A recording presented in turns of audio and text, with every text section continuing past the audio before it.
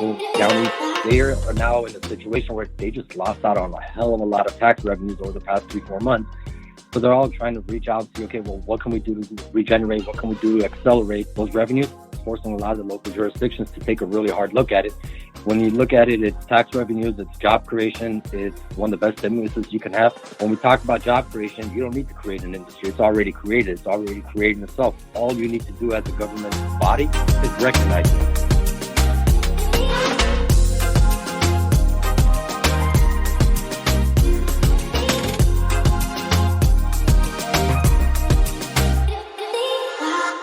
All right, everyone. Welcome back to another episode of the Cannabis Corona Report. Thanks for being with us. On today's show, we are going to look back at the previous 4 months and assess from a macro level how the COVID-19 pandemic has impacted the cannabis industry. And to help us, we're joined by my really good friend, Avis Bulbulyan from SIVA. Avis, welcome to the show. Hi, Dan. Thank you for having me. Well, I'm really excited to have you finally on the show. I'm embarrassed that I've been doing this many shows and I haven't had you on yet. So I'm glad we finally got together. For the listeners, in addition to being one of my best friends in the industry, Avis is also one of my oldest friends. Avis, I don't know if you remember this, but we first met back in June of 2014. I produced our first cannabis convention at the Hard Rock in Las Vegas. And I'll never forget, I was super stressed. Everything was super mixed up, tons of mistakes, and you were about ready to give a presentation. But before you did it, you came walking up to me, and I was like, "Oh my gosh, what now? What's next?" Right? And you just said to me, "You go, Dan, I want to introduce myself and let you know how much I appreciate you putting on this show." And I was like, what a really cool thing to do. And I don't know if I ever thanked you, but that was a game changer for me. So thanks. No, absolutely. In fact, it's one of the memories that I cherish. It was a really great experience. It was one of my first conferences and trade shows I was exhibiting at. It was really great. It was one of the best relationships. Well, I remember when you eventually went up on stage, you absolutely mesmerized the audience. Even back then, SIVA, you were one of the premier cannabis consulting groups. You have been responsible for winning businesses licenses in more states and probably than any other company out there.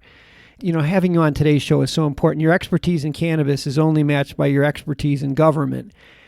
And that's kind of where I want to start. If we take a 50,000-foot view of the past 4 months, can you list 2 or 3 of the most important COVID-related changes to the industry that you've seen? Sure. So over the past 3-4 months, the biggest change, the biggest thing was it just ended up being an unnatural reset for the industry. Over the past several years, as we kept building up the industry, as the different opportunities started coming up, a lot of the conversations were starting to go around, when are we going to have this reset? Things are getting a little bit too big and there's not enough of a foundation built up on it.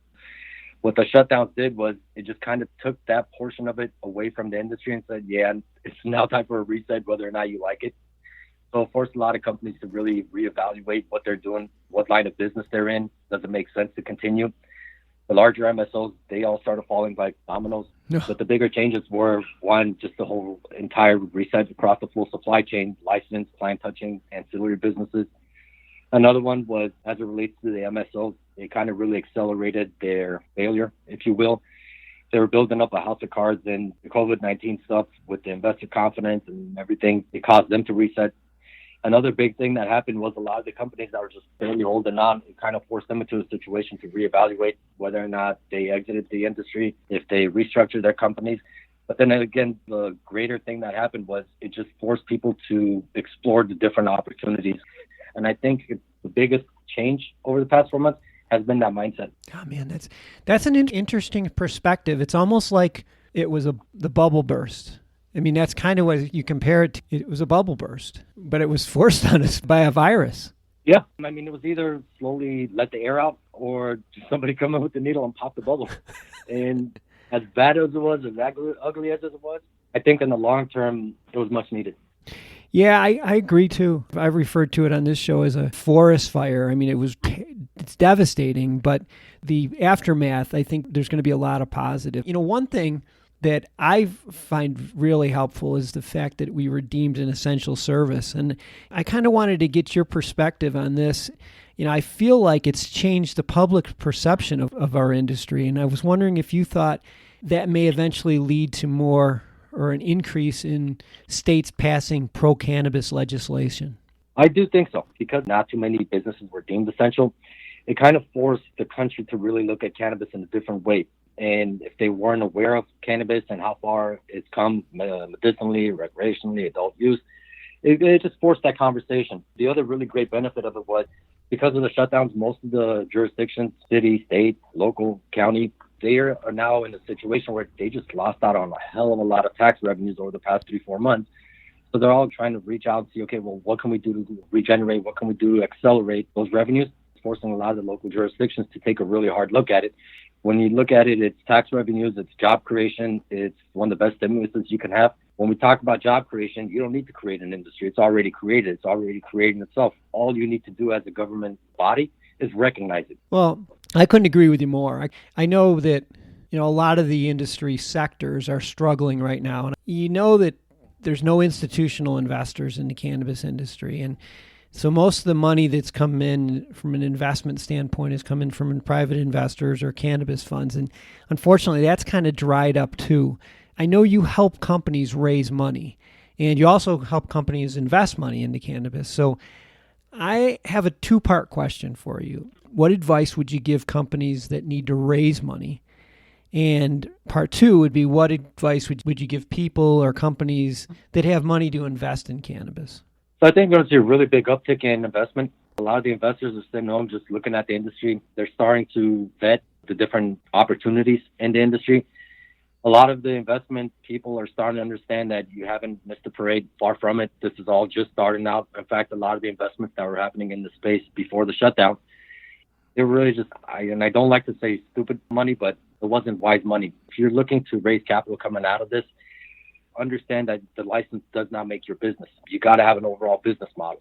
Yes, it's an asset. You got to treat it like an asset, but you have to look at it more as an authorization. With that license, now you can do what you're trying to do. License ownership is not the only way to get into the industry. In fact, a lot of people that are successful don't even have licenses. So there's value in having a license. There's value in having an overall business model. The overall business model is a lot more important than you having a license or not having a license. Mm-hmm. If you're an investor on the other side of the fence looking to make an investment, understand that you have a lot of options.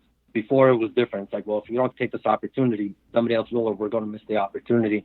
A lot of the investors got caught up in pro forma revenues where everything's great, but as we are seeing now, most of these business models were just not appropriate. They weren't thought through. It was more about taking advantage of the hype and capitalizing on the hype than actually executing the business model. So if you're an investor looking at any deal, look at the business opportunity. What is that opportunity? What is your cost of capital? What kind of return are you looking at? Are your projections that are being presented to you, are they all rosy? Does it take into consideration contingencies? I mean, you're looking at the shutdown. Does it take into consideration circumstances and situations like this?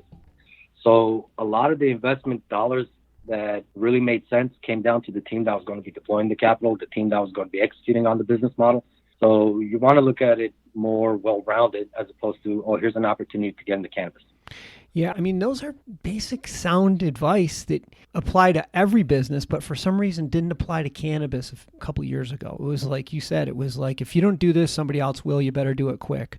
That's what surprised me with a lot of the investments before. I mean, look, if you're in a position to write a multi-million-dollar check, the kind of checks that were being written, you've done something right in life, in business, to be in a position to write that check. So some of these investments, I'm scratching my head. I'm like, what are you thinking? It's like kind of like throwing all the life experience and business experience you got out the window just because it's cannabis. It's like, it's no different than any other cannabis in any other industry. Don't throw common sense out the window. Hey, if you're a cannabis company that's preparing to raise capital or an investor looking for an early cannabis investment opportunity, you'll want to tune into the Raising Cannabis Capital podcast beginning on August 15th. As we simulcast the Cannabis Crowdfunding Podcast series featuring the top crowdfunding platforms. Tune in on August 15th and learn what it takes to launch a crowdfunding campaign on the Raising Cannabis Capital Podcast. Let's switch gears here for a second. A lot of my listeners, unfortunately have lost their jobs. now a lot of them are hearing that entrepreneurial voice starting to say, hey, let's start a business in the cannabis industry. For those aspiring cannabis entrepreneurs, what cannabis sectors do you see as having opportunities, or where would you tell them to explore? See, I would tell them to explore something that's an extension of their background, an extension of their expertise. And we saw this when we were working in New York and some other states. Let's say, for example, you're a bunch of doctors looking to get into the cannabis space. Well, why would you go into the cultivation space? Besides the fact that you got money and you can go in as an investor, your medical background, all that stuff, it's not really going to benefit a cultivation company. You don't have too many roles in that company. So now when we bring it down to an employee level, and a lot of people have lost their jobs in it. If you're in a position where you've got a great idea for a product, you got a great idea for a brand and stuff like that, you have to be able to stand behind your product, and you got to be able to stand behind your brand. As far as sectors, I think the more opportunities in the manufacturing sector. That's where you don't necessarily need a license. If you can come out with a good idea for a product or a brand, and you can stand behind the product, it's an extension of you, your background and stuff. You can find license holders in any one of these states to license out your IP and let the manufacturer and distributor for you take you to market. You sit back and you collect your royalties and your percentage of revenues. So take all your personal experience, take your professional experience, everything that you've done in life, and apply it to this industry. Look at it. Let's say you come in from an insurance background. Well, this industry has a lot of insurance needs. So I'll give you a really simple example. Catering company, right? All these events that are being hosted, all these conferences that are being hosted, the local events that are being hosted, most of them have some sort of a catering component element in there. If you happen to be great with food and you can do a catering service, we'll apply that to this industry because nobody else is touching the industry right now. And this is your opportunity. So it's really taking what you do and applying it to this industry. Accounting, legal, everything. This brings me back to a memory that I've had back in the early days when we had the shows. And I remember all of our attendees, for the most part, would come in with this idea that they wanted to get a license. They wanted to open a dispensary. They were going to get a grow. And partway through the conference, they'd be walking across the floor, and you could almost see it in their eyes where they're like, this idea hit them. And it had nothing to do with opening up a dispensary. It was just something that they were already doing that wasn't being done in the cannabis industry. It was huge opportunities. And there still are. There's so many things that you could do that the cannabis industry needs your expertise in. It doesn't necessarily always have to be in a license or a cultivation facility. No, exactly. That's why, like, all my sessions when we were doing those conferences, licensing was almost always a hit because, like, everybody thought that's all there is to being in the cannabis industry. If you don't have a license, you're not in the industry. Yeah. Far from it. No. So as these guys are walking around the halls and stuff like that, it's like all these light bulbs. It's like, oh, I can do that. I can do that. There's a big need for that. Oh, I know. That's what it's about. I know, for sure. And now it's actually easier because you have a lot of history to be able to go back on and say, well, that worked, that didn't work. How can I make it better? It's really all about building a better mousetrap. Yeah. And you don't have to worry about multinational companies coming in and gobbling things up for at least for a while because it's a little ways away from being federally legal. But Avis, we could go on and on. I unfortunately running out of time here, but I wanted to let all of our listeners know that if you want any of Avis or SIVA's information, we'll have it all in the show notes. And if you're looking for a license or building on your brand or investing, these guys are a good place to start. They can give you a lot of good guidance. I'll have all of his information in the show notes and at mjbulls.com. Avis, I'm sorry it took so long to get you on the show, but I'm really glad that we finally got together, and let's do it again. Likewise, Dan. It's been a really long time. Got to get together soon. Yeah. Thanks for doing this. No, I appreciate everything. Thank you.